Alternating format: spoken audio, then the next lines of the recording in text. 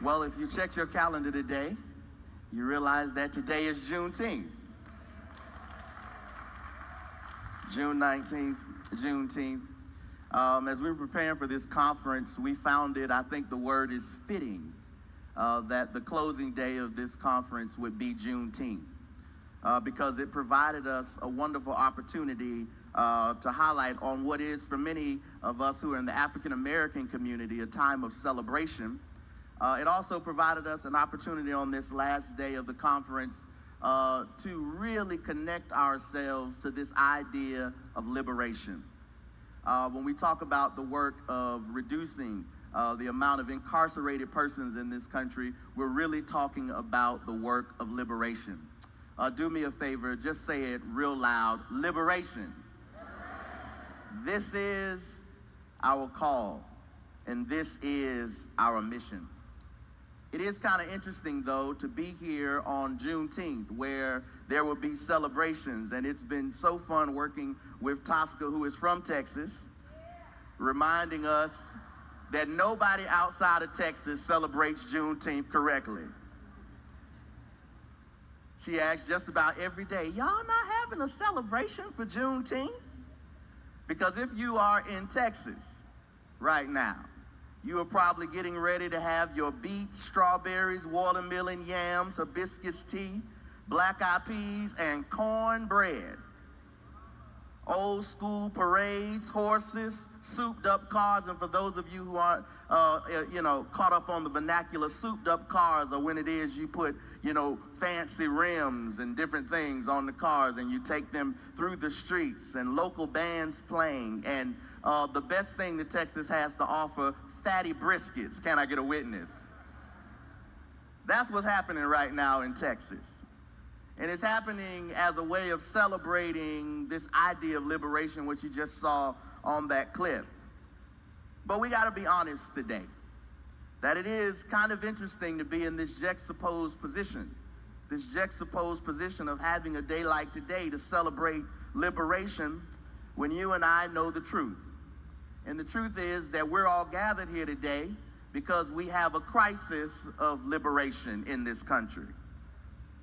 And so the juxtaposed position is this historical legacy that in this country, there is a group of people who've had to live with the idea that we've lived in a country that has in its proclamation, in its values, this idea of liberation, when in fact in its practice, we have to be honest, it is a country built on enslavement.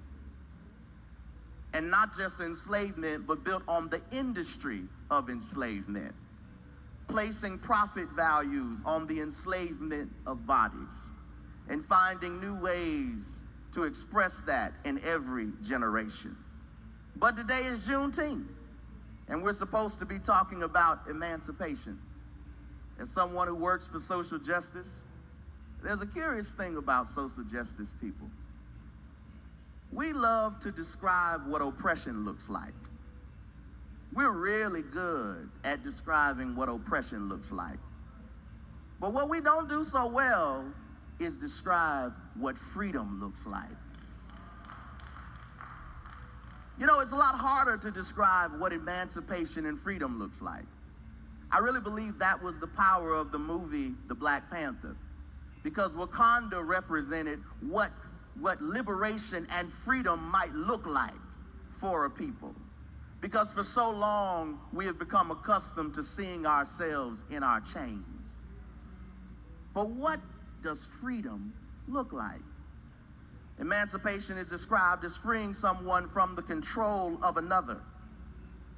Interesting, because while the Emancipation Proclamation could be fairly viewed by this definition, history tells us it's not that simple. Africans in America and their descendants continue to be controlled in various ways, whether it was through the system of laws that would become Jim Crow or the systematic domestic terrorism of Klan and the enablers of white supremacy.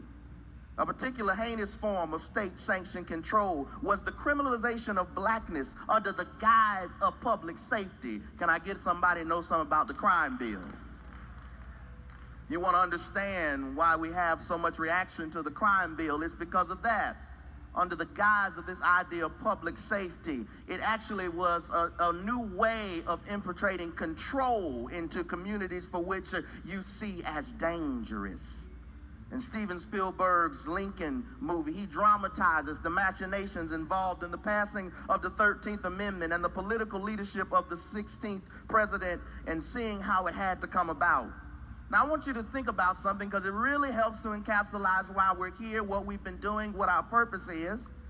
This amendment can be read officially as ending slavery in these United States of America. But did you ever read the fine print? One thing my grandmother, God bless her soul, always told me, she called me by all three of my names. She would say, Billy Michael Honor, always read the fine print, baby. When you deal in this country and you study our documents, you got to read the fine print. Listen to what it says. Neither slavery nor involuntary servitude, watch this, comma, except as punishment for crime, whereof the party shall be duly convicted, shall exist within the United States or any place of its jurisdiction. Now, if the architects of the 13th Amendment really wanted to abolish slavery, why would they put an exception of criminal conviction in the amendment? Given that slavery at the time was associated in the American imagination as being black, we can go ahead and assume that it's fair to believe that the authors had black people in mind when they included the language in the amendment. That if we really want to we could give the language of actually freeing the slaves, but put a clause in there that says if we can prove that they are criminal, then criminality then becomes another form of enslavement. See, this is a long, long plan. Whatever the intent, rationalizing slavery in case of criminality created a grim legacy. That's why we're sitting here, that haunts black Americans to this day. In his documentary, Slavery by Another Name, how many people have seen it? Douglas Blackman chronicles how slavery continued well into the 20th century for those convicted of crime. These crimes could include such profound threats to public safety as speaking too loudly in the presence of white women, for which offenders could find themselves sentenced to work in labor camps or chain gangs for decades. Just as slavery by another name eventually gave way to Jim Crow, Jim Crow was replaced with, as Michelle Alexander has said, the new Jim Crow, which explains the latest version of what could be called a racial caste system that keeps black Americans convicted of crime locked up and locked out of the full benefits of citizenship. And yet, this is Juneteenth. And we're left to ask ourselves in this context, what does emancipation and freedom look like? I wonder what would the Africans in 1865 Texas think if they could take a time machine and come to our time today. What would they think about their supposed emancipation here in America, when we have more blacks in jail and in prison on probation and parole than were enslaved in 1850? It would probably it would shake them to their core to see that the enslavement they were freed from reimagined itself. This is what I want to challenge us to do today. If those who are opposed to our liberation have such imagination to keep imagining how it is that they can keep oppression going, what's the matter with us? Why doesn't our moral imagination keep us beginning to imagine what freedom looks like in generations, where every generation we're asking ourselves, even though the enemy is working, we're working harder, but what does that work look like? One of the reasons I think we don't do this, and I've been saying this everywhere I go, is a very simple thing. I think part of it is because we think speeches are actually the work of freedom. But I want to suggest to you a very, very simple truth. The enemies of our liberation are not afraid of our speeches. They are afraid when we get organized. Look at somebody and say, get organized, get organized. See, that's why we're here. We're here because we have to get organized. We have to get organized, because it is in organization whereby we begin to imagine what freedom looks like and begin to put together a plan that gets us towards freedom. It is the beauty of organizing that helps us to take the multiplicity of all of our parts, gifts, and skills and put them to work in the service of liberation. And on Juneteenth, we're all here together, gathered in this space, called together by three historic institutions, because I believe Spirit has called us here today on this day to begin a proclamation together that we can imagine a better future together. We know the problem, but now we need to imagine what it looks like to have a joy that springs forth from knowing that the days of our enslavement are long past. Fellow citizens, Frederick Douglass said, "Above," I love this, "your tumultuous joy." How many of you know sometimes you got to have joy in the midst of tumultuous situations? Frederick Douglass said, "In the midst of your tumultuous joy, I hear mournful wail of millions whose chains, heavy and grievous today, are today rendered more intolerable by the jubilee shouts that reach them." He was saying that even though the circumstance of 1852, when he said this, he said, even though the circumstance seems tumultuous, even though I still hear the wails and the cries of those who are subject to the heavy burdens that this country has put on them, I see that being drowned out by the jubilee shouts of those who have seen a vision of freedom. I want to ask us today on this Juneteenth, do we have the courage to get a vision of freedom together? A vision of freedom that pushes us beyond the things that has kept us apart. And if you are someone who is not of the melanin persuasion, wondering if Juneteenth is for you, I'll answer it, yes. And I'm going to tell you why. Juneteenth is for you, because I say this lovingly, because you, above all, should be working towards liberation, because as James Baldwin said, you created this system, we didn't.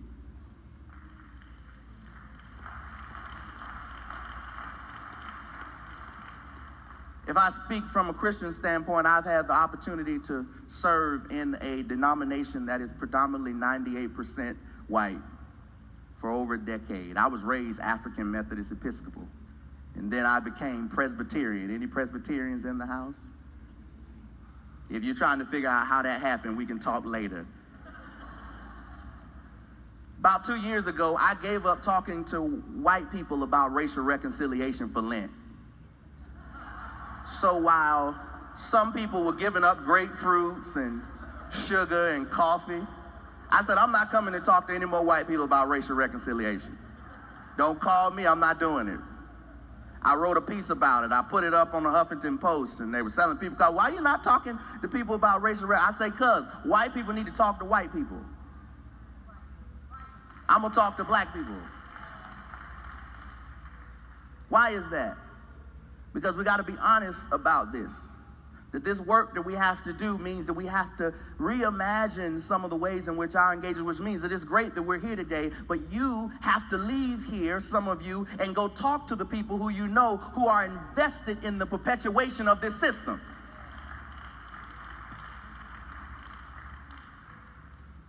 It's all of our work.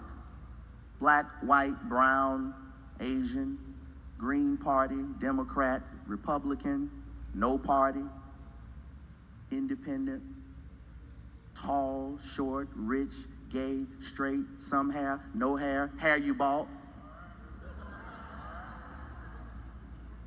It's all of our responsibility. It's all of our responsibility. And that's why we're here. I got a great story walking in here today. Carol Tidwell, who is an archdeacon. Carol, are you here? Are you here, Carol? Hey, stand up, Carol. Stand up, Carol. Stand up. Yes. We're here. I heard that as a result of what you heard this week, you already have begun to go and plan expungements. Is that right? This whole group, the whole group. Look at it. Come on, let's give them a hand. So that's the work. The work is that they came and they got inspired in their moral imagination about what was possible. And as a result of that, they then went back and they found out what could they do in their own particular situation to bring liberation to those who are in their midst. They didn't wait and ask permission. They said, we have a vineyard and we're going to work in it. That's the mission and that's the work. And on this Juneteenth, I hope we'll all celebrate and do it. Would you grab the hand of somebody who is around you really quickly?